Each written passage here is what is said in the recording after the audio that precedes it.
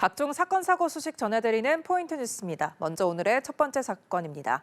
오늘 새벽 서울 송파구 방이동의 한 아파트에서 불이 났습니다. 이 불은 1시간 30분 만에 꺼졌지만 70대 남성이 숨지고 아내인 70대 여성은 심정지 상태로 병원으로 옮겨졌습니다. 김선홍 기자입니다.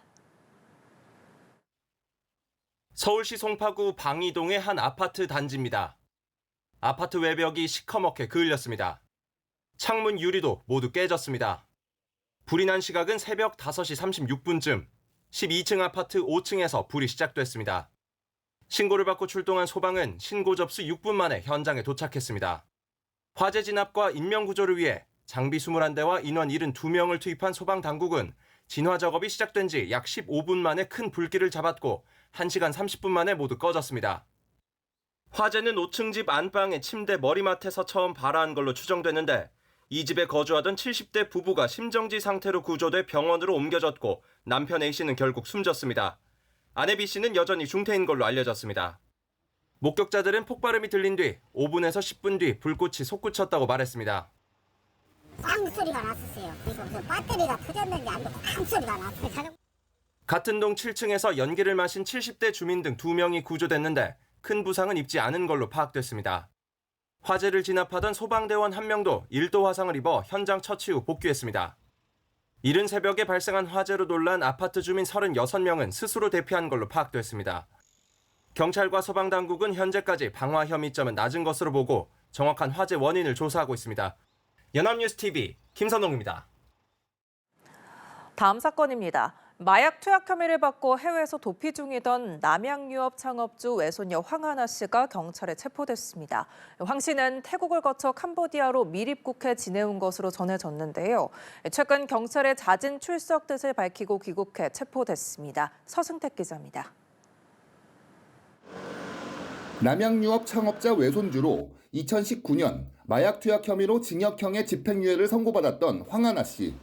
과거와는 단절되게 반성하며 바르게 살겠습니다. 죄송합니다. 다시는 잘못 저지르지 않고 선행하며 살겠습니다. 그러나 이후에도 황 씨는 마약 혐의로 수사와 재판을 이어왔습니다. 지난 2023년 7월에는 서울 강남에서 필로폰을 지인 등 타인 2명에게 주사기를 이용해 투약한 혐의로 수사선상에 올랐는데 수사 시작 5개월 뒤 황 씨는 태국으로 도피했습니다.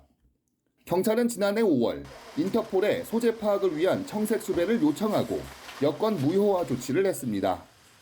그러자 황 씨는 태국을 떠나 캄보디아로 미입국해 지내온 것으로 전해졌습니다. 지난 10월 캄보디아에서 호화로운 생활을 한다는 보도가 나오기도 했습니다. 경찰 관계자는 캄보디아 이민청 확인 결과 입국 기록이 없었다며 미입국한 것으로 추정된다고 말했습니다. 그러던 중 황 씨의 변호사는 최근 경찰에 자진 출석하겠다는 뜻을 밝혔고 경찰은 체포 절차에 돌입했습니다. 경찰은 캄보디아로 건너가 현지 영사와 협의를 거쳐 황 씨의 신병을 인수하고 푸놈펜 태초 국제공항의 국적기 내에서 체포영장을 집행했습니다. 경찰은 황 씨를 과천경찰서로 압송해 조사하고 있습니다. 연합뉴스TV 서승택입니다. 강원도 속초에서는 조업 중이던 어선에 보유물이 감겨 멈춰서는 사고가 발생했으나 탑승객 전원이 무사히 구조됐습니다. 속초 해양경찰서는 오늘 오전 7시 30분쯤 속초시 장상 동쪽 2.5km 해상에서 24톤급 정치망 어선 추진기에 부유물이 감겼다는 신고를 접수했습니다. 해경은 곧바로 연안 구조정 등을 급파해 추진기에 감긴 부유물을 제거했습니다. 당시 어선에는 선장 76살 A씨 등 7명이 타고 있었으나 신속한 조치로 무사히 구조가 됐습니다. 이번 사고로 해상 오염도 발생하지 않았습니다. 오늘 오전 9시 50분쯤 강원도 양구군 8호호 상류 공수대교 인근에서 선박 2대가 충돌하는 사고가 발생했습니다. 이 선박에는 각 2명씩 총 4명이 타고 있었으며 이 사고로 57살 A씨가 심정지 상태로 병원으로 옮겨졌으나 끝내 숨졌습니다. 다른 선박에 타고 있던 58살 B씨도 허리를 다쳐 병원에서 치료를 받았습니다. 나머지 동승자는 크게 다치지는 않았습니다. 경찰은 선박 탑승자를 상대로 정확한 사고 경위를 조사하고 있습니다. 검찰이 학교 시간대 수차례 무단 외출한 혐의로 기소된 아동 성범죄자 조두순에게 징역 2년을 구형했습니다. 수원지법 안산지원에서 오늘 열린 결심 공판에서 검찰은 실형과 함께 치료 감호를 선고해달라고 재판부에 요청했습니다.